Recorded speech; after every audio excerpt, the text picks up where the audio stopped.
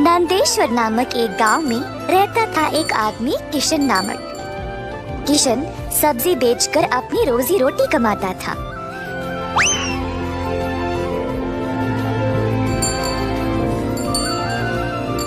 किशन अकेला था तो उसी को खेत जाकर किसानों से सब्जी लाना पड़ता था।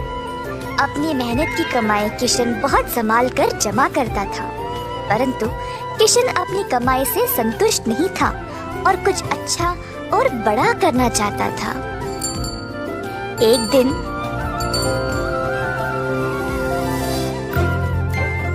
किशन सब्जी बेच रहा था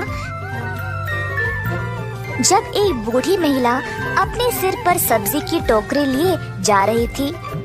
सब्जी ले लो, सब्जी ले लो।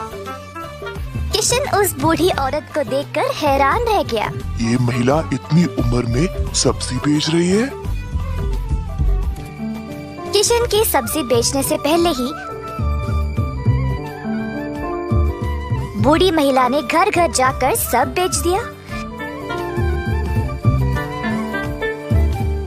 जब तक किशन पहुंचा, किसी को भी और सब्जी की जरूरत नहीं थी।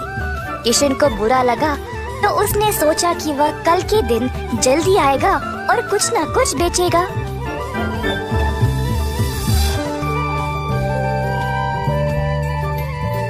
परंतु अगले दिन भी वही हुआ।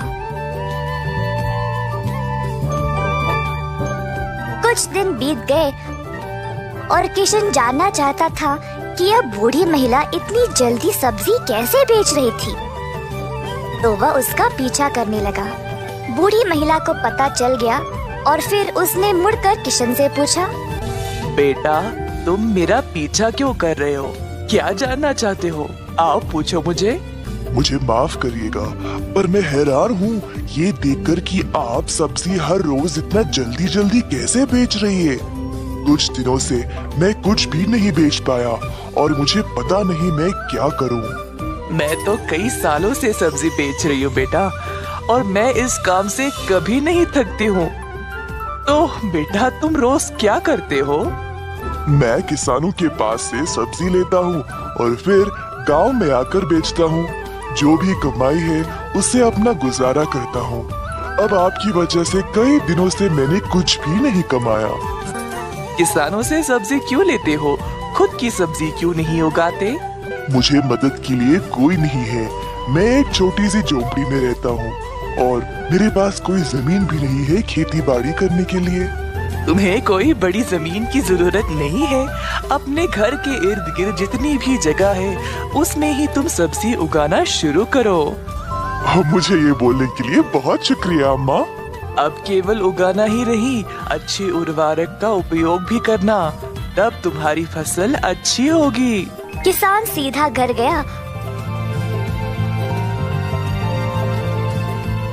और अपने घर के चारों ओर बीज बोने लगा। उसने थोड़ी सी भी जगह जाया होने नहीं दी। उसने जड़ खाने वाले सब्जियां, झाड़ियां, लताओं को बोया।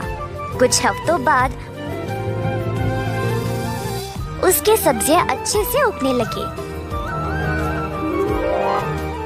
किशन ने उनको उखाड़ा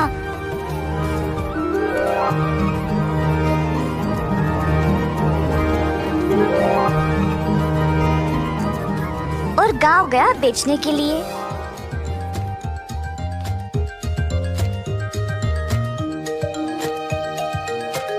दिन पे दिन किशन को और सब्जी उगने लगी।